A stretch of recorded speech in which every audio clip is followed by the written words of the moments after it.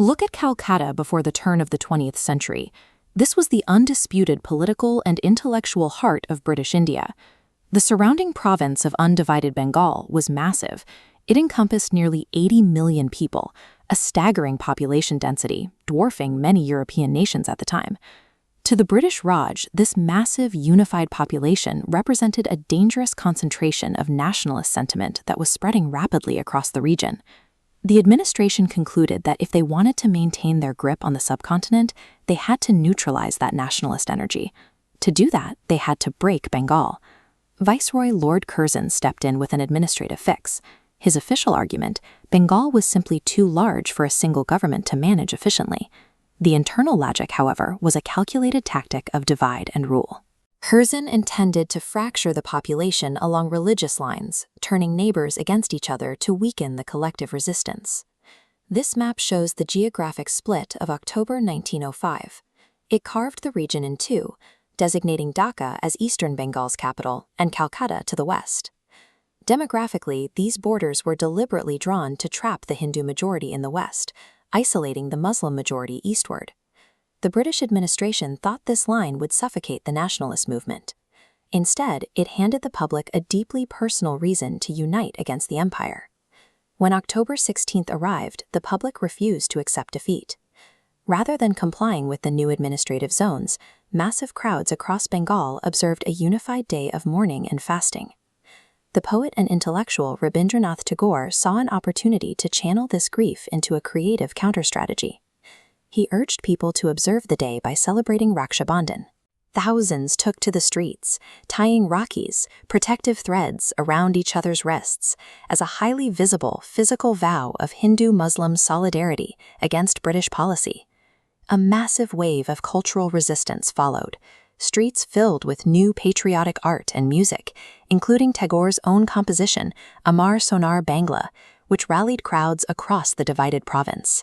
By attempting to fracture the region's identity, the British handed the population a shared cultural vocabulary that only deepened their resistance. That cultural defiance quickly matured into direct economic action, launching what became known as the mass-based Swadeshi Movement. The movement's offensive strategy was a strict boycott of British goods, sending imports of Manchester cloth and Liverpool salt plummeting overnight. Defensively, they built self-reliance. This rising line tracks the surge in indigenous Swadeshi products as communities opened local stores and national schools. This economic pivot materialized physically on the streets. Massive bonfires of foreign clothes and huge public demonstrations proved that the boycott was a mobilized reality. The Swadeshi movement demonstrated that organized public action could directly threaten the profit margins of the British Empire. For years, moderate politicians had drafted petitions and delivered formal speeches to prevent the division. When the partition was enacted despite these efforts, it proved that polite appeals had failed to move the administration, clearing the stage for a different kind of leadership. A new faction emerged, known as the extremists, led by figures like Aurobindo Ghosh and the trio of Lala Lajpat Rai, Bal Gangadhar Tilak, and Bipin Chandra Pal. They pivoted entirely away from asking for administrative favors. Their ideology demanded the complete, radical disruption of the colonial system itself. This shift caused a severe internal fracture. By 1907, the ideological clash between moderates and extremists triggered a formal split within the Indian National Congress at Surat. The British administration eagerly exploited these cracks. To reinforce their initial strategy, they actively encouraged the formation of the All India Muslim League in 1906, working to permanently institutionalize the communal divide. The nationalist engine was running hotter than ever, but the colonial tactic of division had successfully embedded long-lasting political fractures in the Indian leadership. 6 years later, the pressure became unbearable. Relentless economic boycotts, continuous protests, and a rising tide of revolutionary action pushed the British administration to a breaking point in 1911.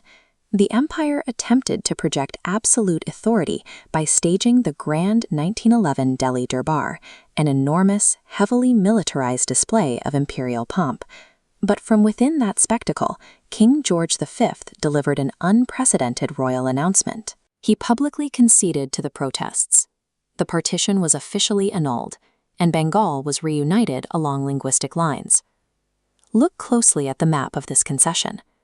The British didn't just reverse the policy, they abandoned Calcutta altogether, moving the capital of British India far westward to Delhi to escape the radicalized province.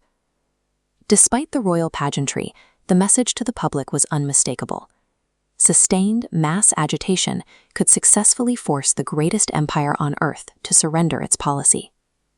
The physical lines of the 1905 partition were eventually erased, but the years of unrest left a lasting change in how Indians pursued their independence.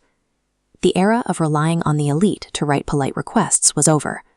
In its place was a sharp realization that the only leverage that mattered came from the unified, radicalized masses.